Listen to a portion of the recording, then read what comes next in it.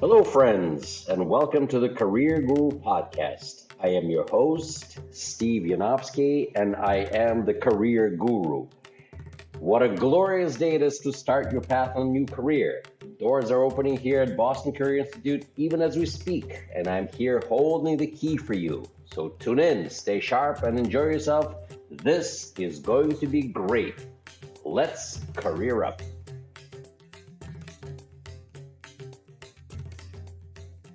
Welcome, everybody. This is your all knowing, all sensing, all feeling career guru Maharashi coming to you on our second podcast of Career Up Career Guru podcasts.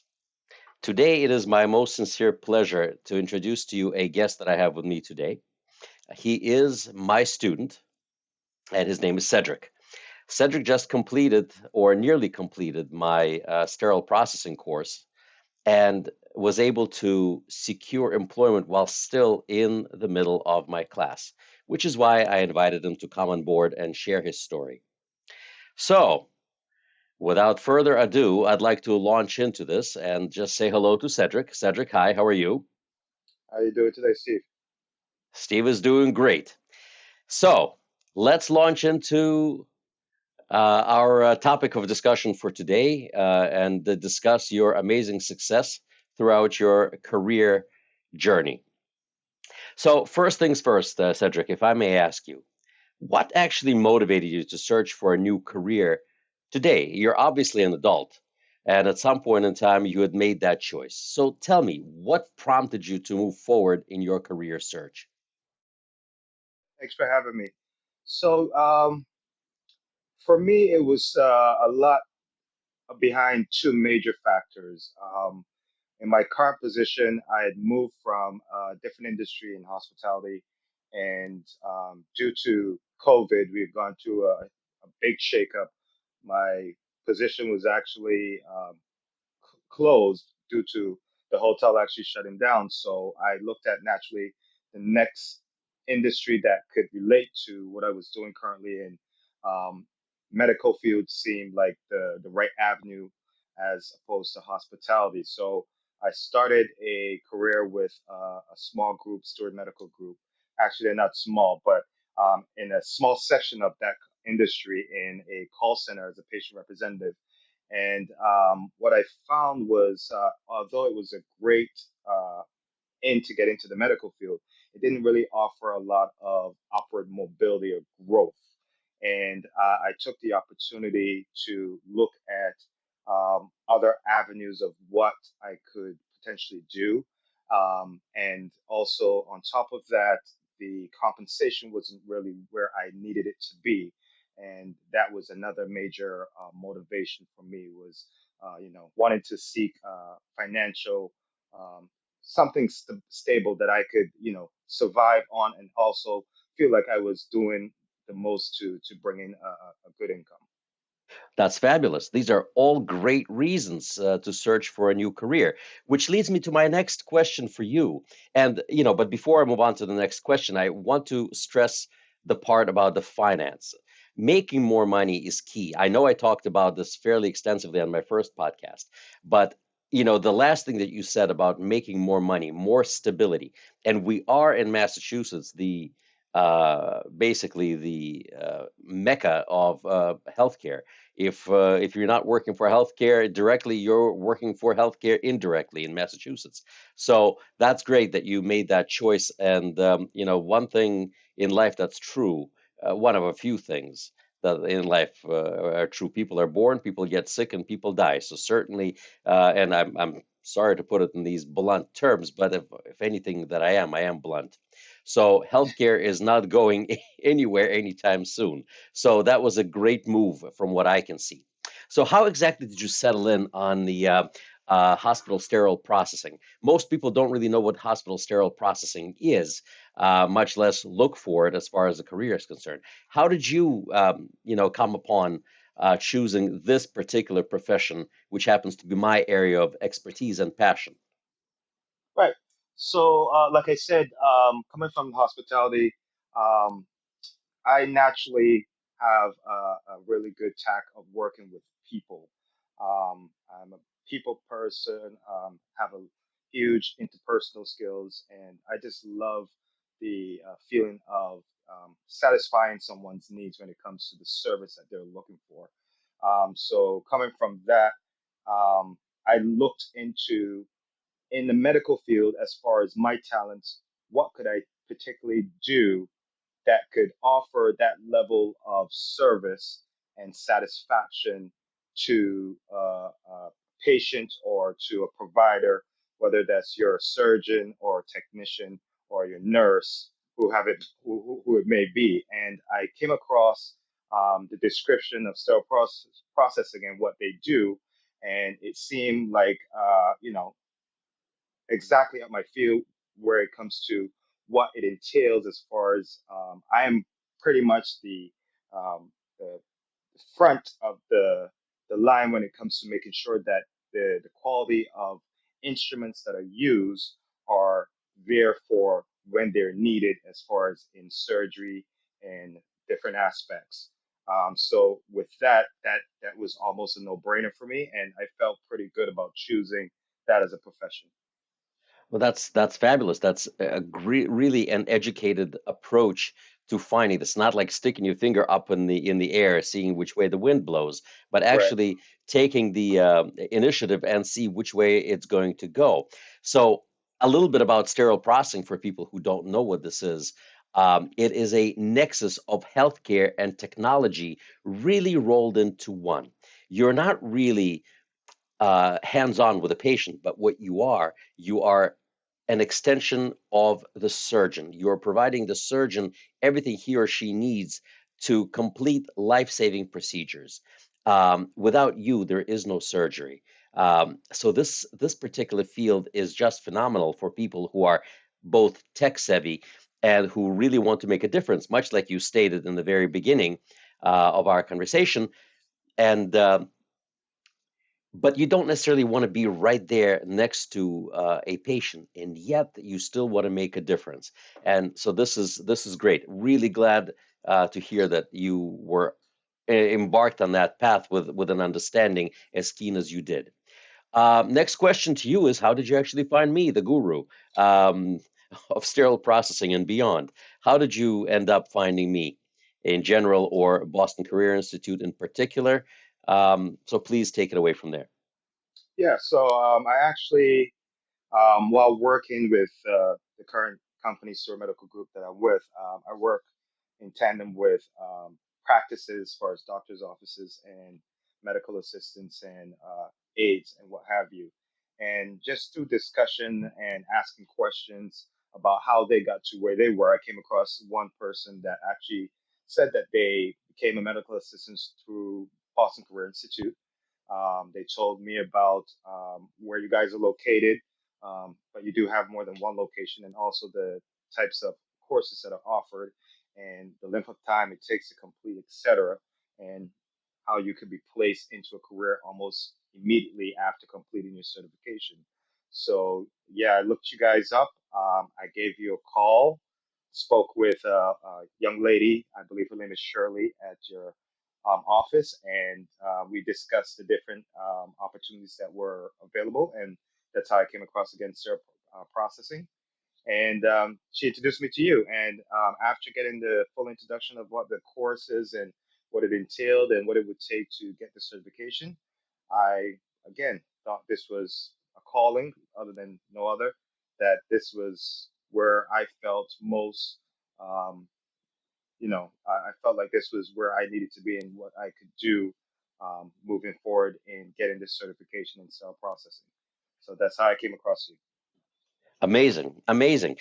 From the time that you actually called and came to visit the campus, was the process difficult for you to enroll? Was it easy? How did we do as far as showing you the ropes of coming in and signing up for the program? It was actually very pleasing and very easy. The first time I went in, again, I was hesitant because, again, at my age, I didn't expect to be having to go back to school and get a certification and then have to look into being placed in another career.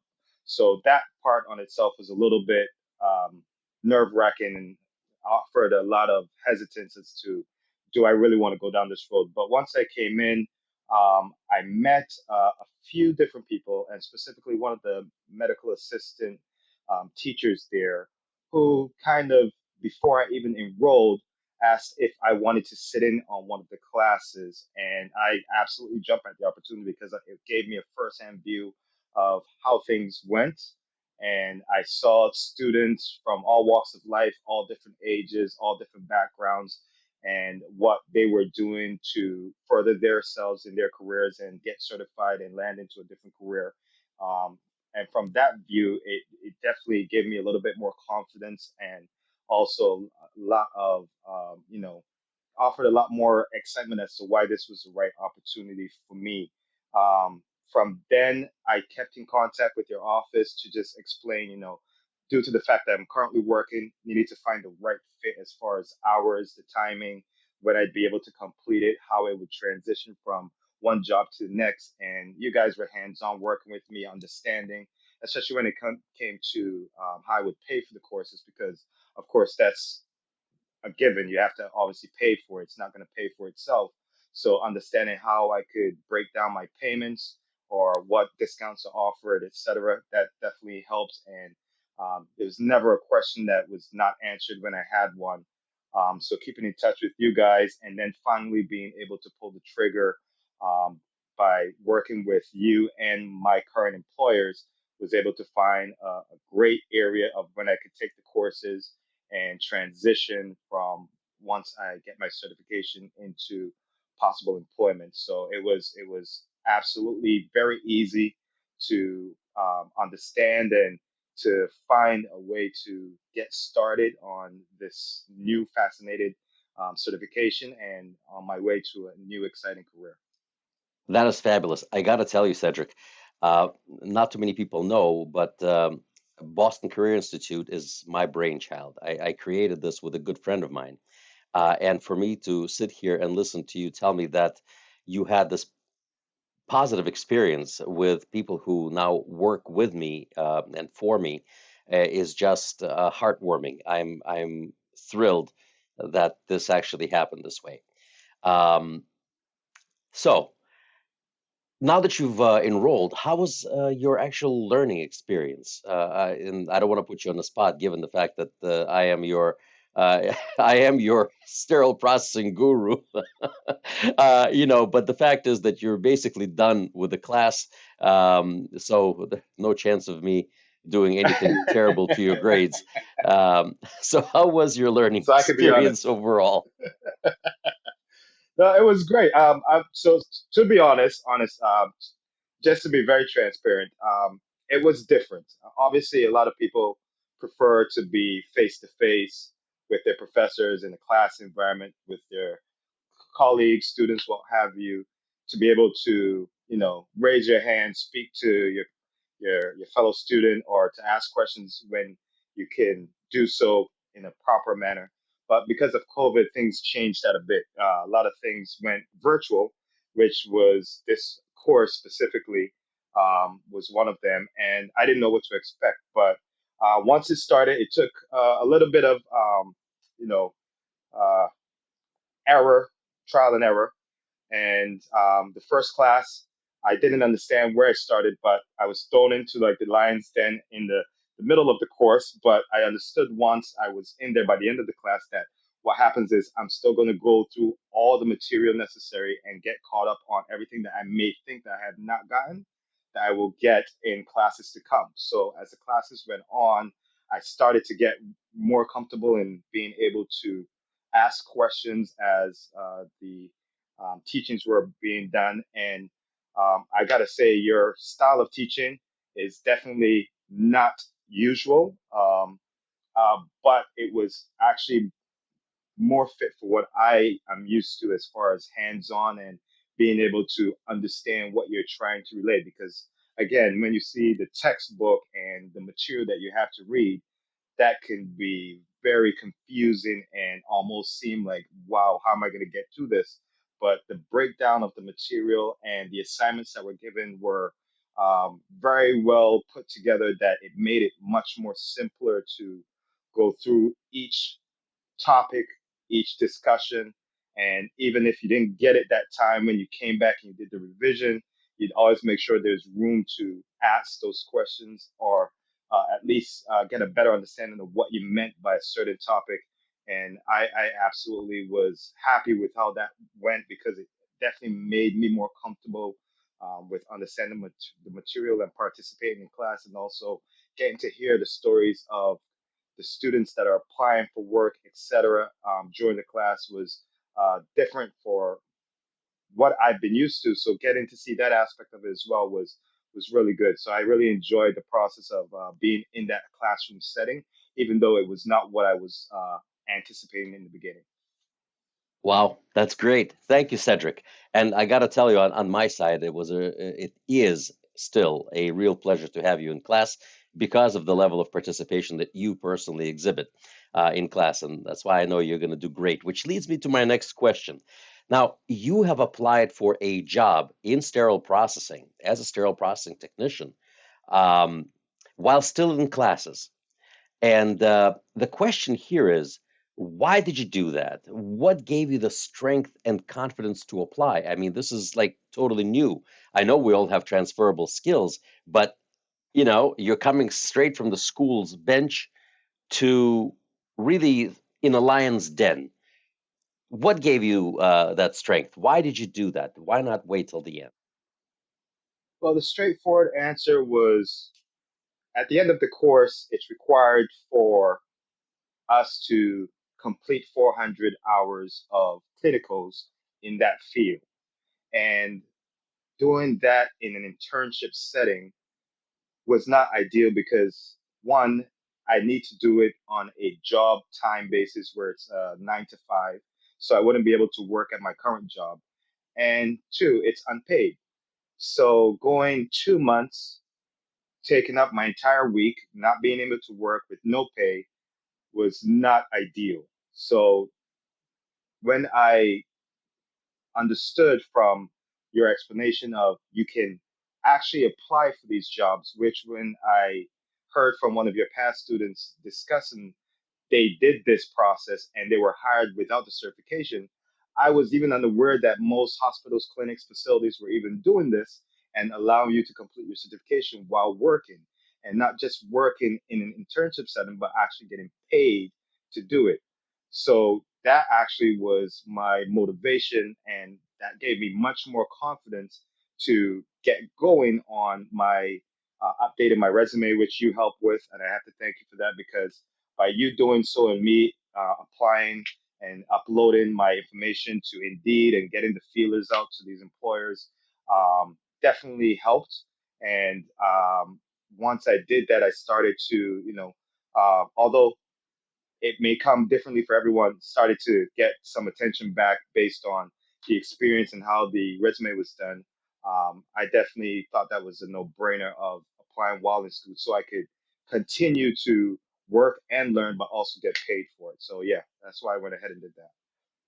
That's fabulous. That's absolutely fabulous. I mean, you really played here by the numbers and you are achieving some form of success. So I know you haven't started your job yet. You're still going through the process, but tell me a little bit. I know you went through interviews. How comfortable were you with interviewing? Were you comfortable? Were you intimidated? Yes, no, why not? Tell us a little bit about that. All right, so for this particular position, in the beginning, I would say I was not thinking I would do well in the position, the interview setting because I was not working yet in sterile processing and I was still learning. So I really didn't understand the full aspect of what to expect in the interview process, what questions they're going to ask. But you provided one of your YouTube recordings, which is how to execute on an interview. And you gave a lot of really good material that really did not cover things that we studied in the classroom per se, but how typical interviews go and what you should expect and how you should respond. And in all my times of doing interview, I've gotten these questions before, and the way you gave us the responses was unlike anything that I've seen based on other YouTube videos I've watched.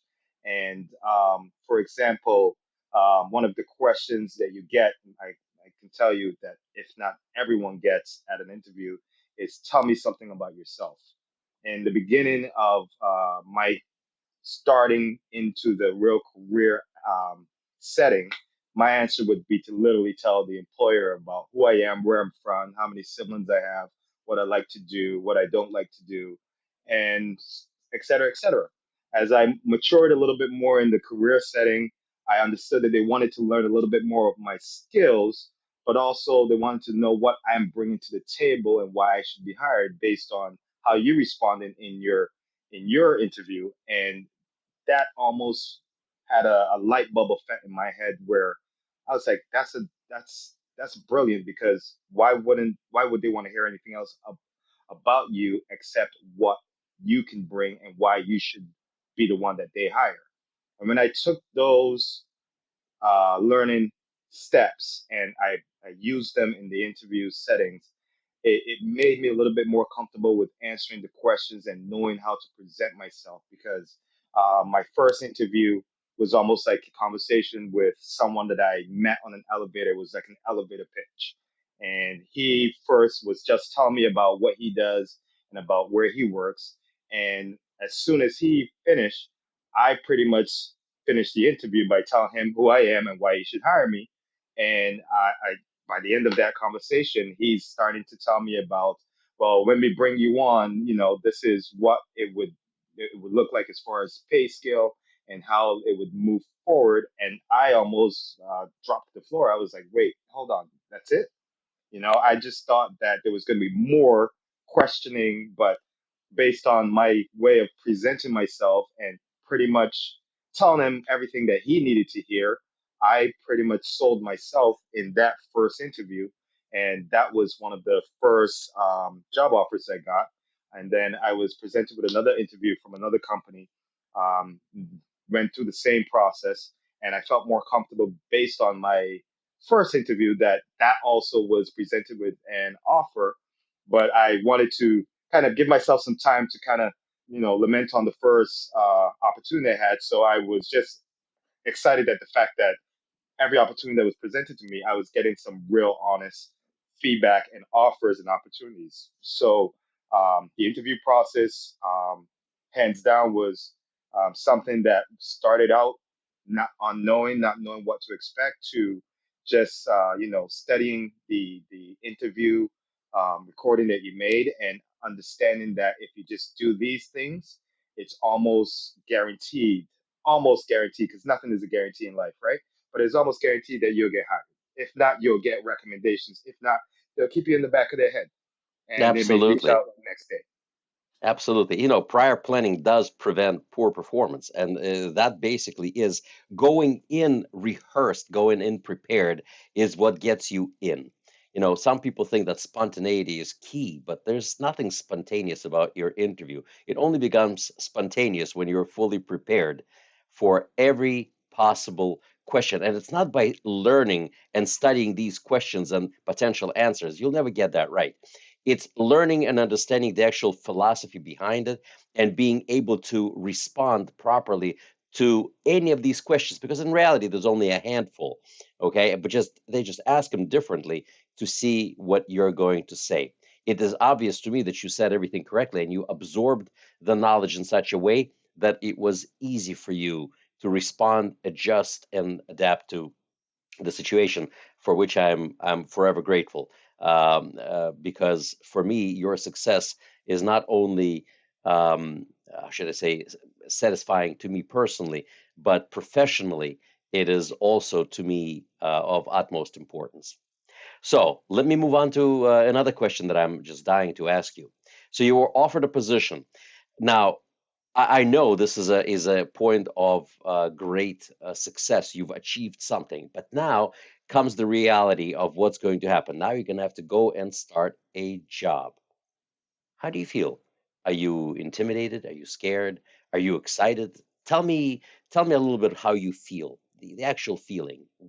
And w- how do you think it's going to happen on your first day out? Well, I think it's a mixture of a little bit of everything. Excited, nervous, um, maybe scared a little bit, not knowing what to expect.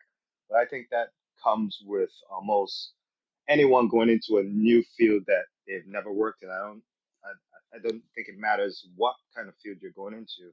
It's just not knowing what to expect on the first day. For me, especially in this field, I think there's so much importance behind what we do as technicians that you want to always feel like you're doing 100% the best job, because the feeling that you may not, you know, fully be there yet, could be nerve wracking, in that you don't want to be looked at as maybe you're not qualified, but that could just be, again, lack of experience. I haven't been there yet, so I don't know exactly the ropes. I haven't been taught. So that definitely plays into it. But again, that's just the fear part of it, and that over time I'm sure will disappear. And then the nervous factor, it's repetition. Once you go through the cycle of coming in, doing the training, making sure that you follow up with any questions you have, that aspect of it will eventually melt away. And the one thing that I really would say I am is excited, because again, this is something that I put as my next step in my career, the fulfillment of getting to this point, and being able to call myself a technician, and wear the accolade on my back as or on my badge, on my chest as a badge. That excitement alone is definitely the biggest part of going into the unknown, because I want to be able to see exactly how I lend myself to what actually happens once we complete our service, and the final step, because that's the biggest part of it all, is that fulfillment aspect of it. So yeah, um, all in a bunch. I'm having all those nerves, excitement, all those feelings that come with the unknown. But yeah, it's exciting. Perfect, perfect. I love hearing all this.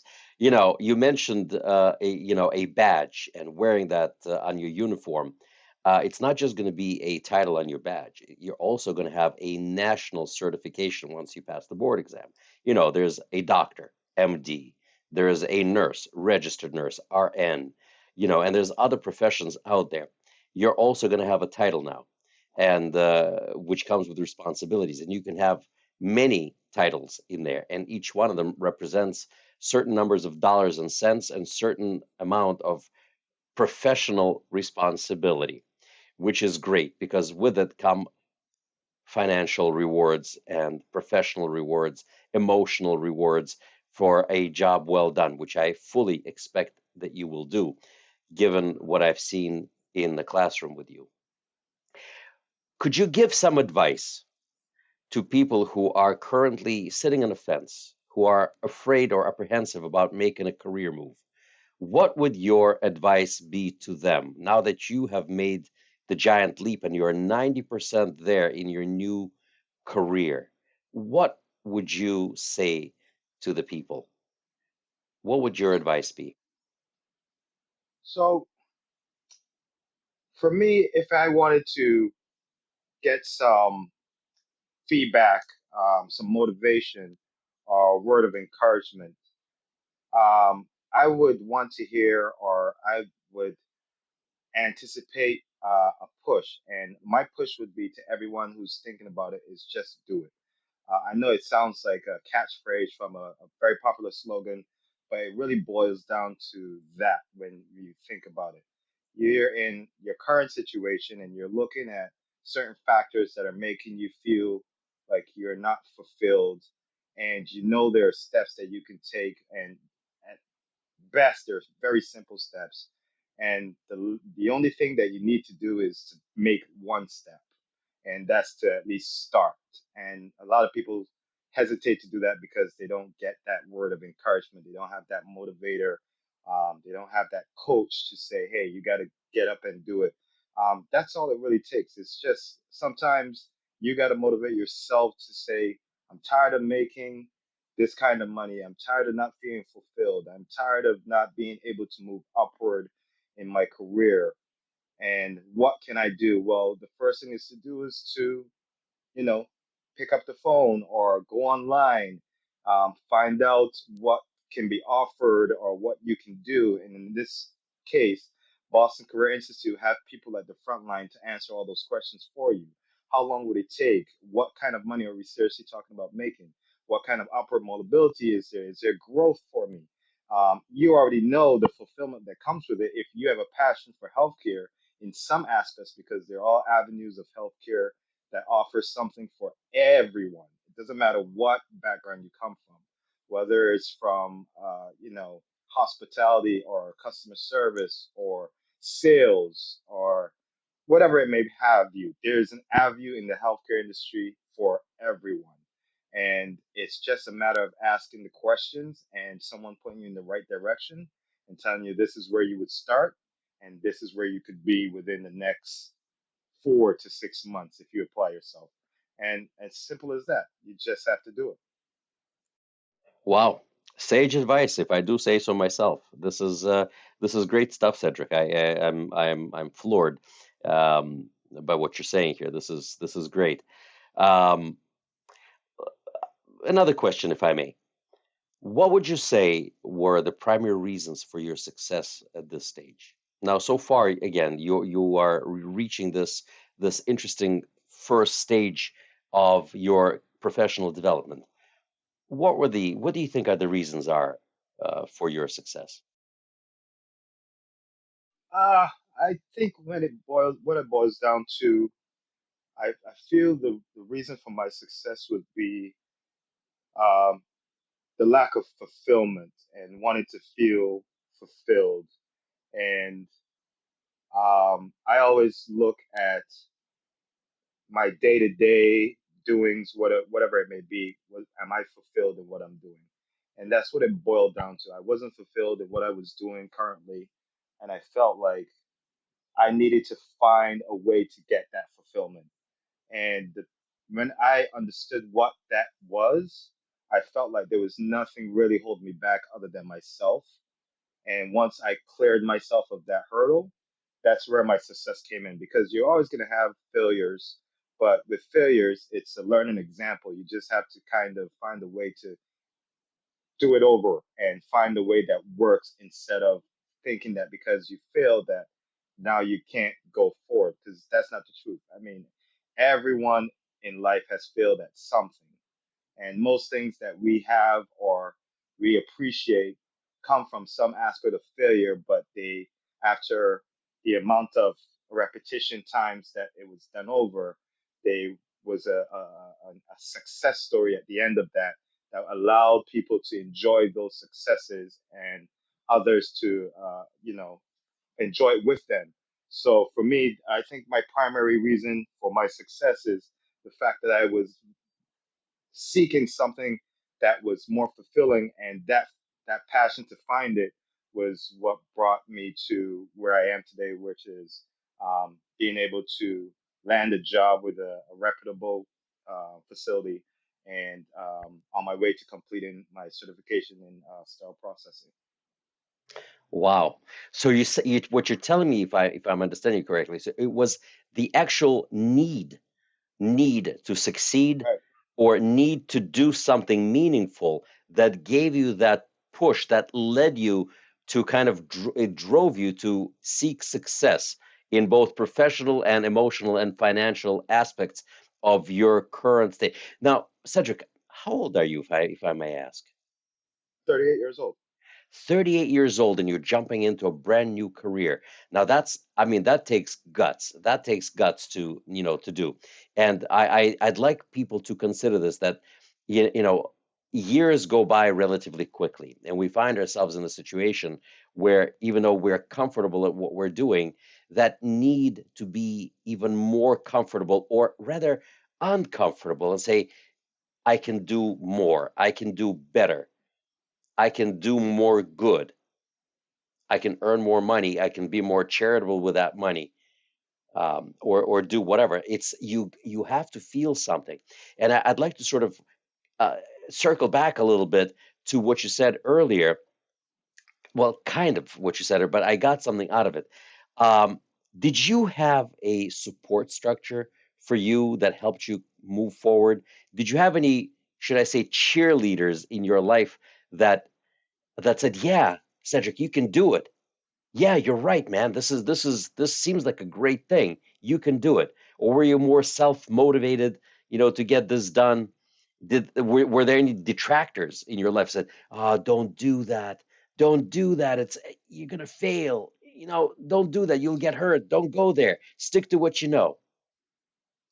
Yeah, well, it's funny that you ask because I would say I had all of that. I had a little bit of self motivation where it didn't matter if someone was giving me, the push and giving me the chair to move into something that I was not, thinking of or was pushing for. But I did have friends and colleagues that know me personally, and they know my attitude, they know my drive, they know who I am as a person, and they definitely understand and know that I'm capable of these type of endeavors, and they encourage me immensely. And having that feedback is always good to hear. And yes, definitely had naysayers, the people that would, you know, laugh and say, "Really, at your age, this is what you're doing now? Are you sure this is what you want to do? Going into something that you've never done before. This is not what you're used to doing." And the doubters, people doubting that, hey, this, I don't think this is a wise idea. Everything that's happening now, do you sure you want to get into the medical field?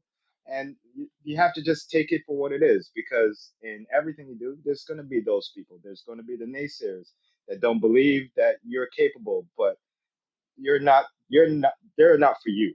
Honestly, those are the ones that you really have to cut off and find some other people in your life that are not going to doubt your capabilities. That even if they think that you need to do a lot more work to get there, they're actually backing you. Because at the end of the day, you're not proving anything for them. You're doing it for yourself. And you don't need someone to tell you can't.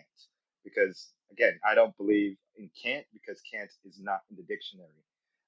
But also, you have to really dig deep in yourself and find that self motivation to make these steps, because at the end of the day, it's only about number one, you. Yes, you may have people that you need to provide for, your family, um, whoever it may be that you need to provide for. But at the end of the day, it boils down to you taking care of you in order to provide for them. And absolutely surround yourself with people that are on the same wavelength as you, because they're the ones at the end of the day that are going to always push you to do your best, and always make sure that if there's anything you need, any support you need, I almost guarantee that they're always going to be able to offer you that, whether it be friends, colleagues, family. It's always good to have those support lines around. But at the end of the day, when you go to BCI as well, those guys are the biggest supporters, because they believe in their students and they have the track record for it. So um, again, on all of that, it was just a little bit of everything, but my biggest thing was self motivation. Well, Cedric, I don't know what to say. I am completely at awe in awe of our conversation. Um, I've had the privilege of seeing you work in my class. I've had the privilege of guiding you a little bit through this maze of career development, and now you are moving to the next stage of your success. You're going to write your first chapter of your success story in this particular um, part of healthcare, and you never know that in a year or two, when you settle in and you get a few more certificates behind your belt, you may be able to choose to do something even more lucrative, even more rewarding in healthcare or beyond. But healthcare truly is one of the noblest professions out there, and you can grow within there so much, and you can earn so much money in there for the great work that you can do. And great work is still recognized in healthcare, and you can truly see the fruits of your labor from the work that you do. When you put your name on a set of surgical instruments and that set gets delivered to surgery, and a life gets saved or a life gets improved, and your name is on every single one of these instruments that work properly, that are properly disinfected and sterilized and are ready to go, and that's you. And the learning skills that you've acquired in my class are lifetime learning skills. You can apply them to any profession, and I'll be here for you should you choose to make your next career move, and you need the career guru's advice.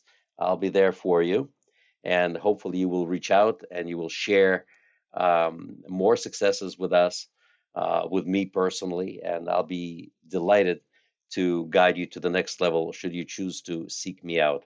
And I'm truly grateful for the time that you took to spend with me and with our audience, which is growing by leaps and bounds, by the way. All of you people who are enjoying these podcasts, please, please, please share them on YouTube. Please hit the subscribe and like buttons and so on and so forth on other platforms. Whatever they call you to do, please do them. People do need to hear about these success stories. People should hear about the Boston Career Institute, and about the field of sterile processing and other things that you can do here at BCI. There's so many wonderful careers that you can get into in healthcare, and in our school in particular, like medical assisting, dental assisting, a huge field. I'm going to bring forth some more guests to talk about dental assisting in the upcoming episodes, which is going to completely and totally floor you. I know they have me.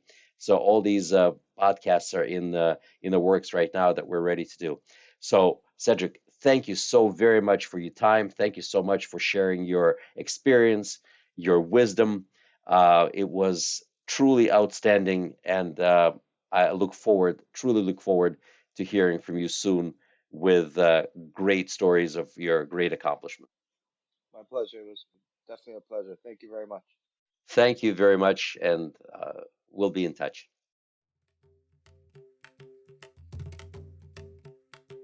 Well, friends, my aspiring career gurus, this was fun.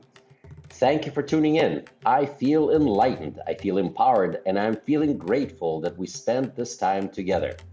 For more information about Boston Career Institute, please visit our website at www.bostoncareer.org. For questions, comments, and/or information about our podcast, email the Career Guru Podcast at gmail.com.